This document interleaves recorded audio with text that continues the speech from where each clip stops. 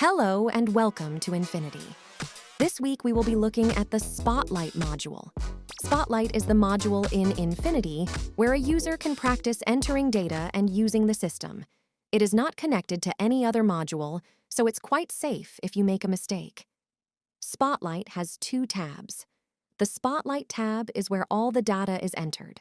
The Spotlight list shows all the data in a list format. A training plan is being put together, and all users will learn how to enter data by using your own test data. Edit your data and change record information. You will find data and practice using Find's tutorial, and by taking the Spotlight quiz, you will learn how to delete records safely and finally learn how to download data in Excel. We have talked a lot about fields and using data, but what do we mean by this? There are different data types, most of which you use every working day, but not give a second thought to how it works within the system. Infinity will expect a certain data type in a specific field. A field is a place where you put data. Data is just information, and there are different types of data. Knowing these types is important as you will use them in Infinity and Excel. The important part about knowing the data type is what you can and cannot do with it. We will cover this in detail in future videos, but for now, think of it as two types. Data you can use in calculations, for example, adding numbers or working out the difference between dates and data. You cannot use in calculations, like text. Let's look at some of the fields in Spotlight and their data type. The first one is text. You enter letters and numbers, but can't use the numbers in calculations. Numeric. These are numbers only. These numbers can be used in calculations. Date.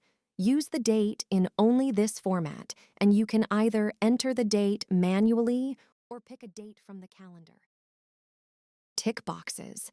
The values for tick box fields are shown next to the tick. It looks like a list of 4 items fields, but it is actually not. It's just one field with one value. Fields like these are used when the system needs to restrict your choices. Drop-down fields, sometimes known as pick lists. When you click on a field, there will be either a list of things you can pick from or a list you can pick from, and you can also add to this list. Radio buttons. Again, this is the system giving you limited choices. You click the button and it selects your choice, and again, it looks like a list of 2, but it is actually one field with one value.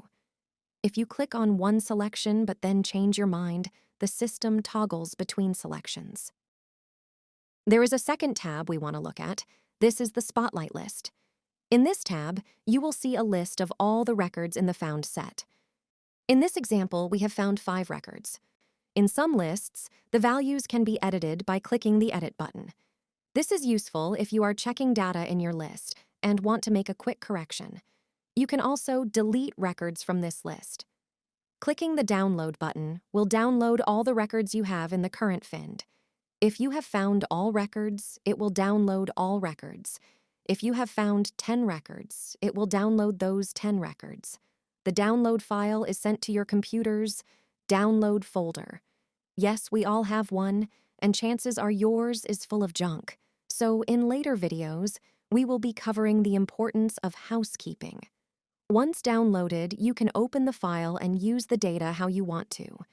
In the training sessions, we will use this to create some basic lists and charts.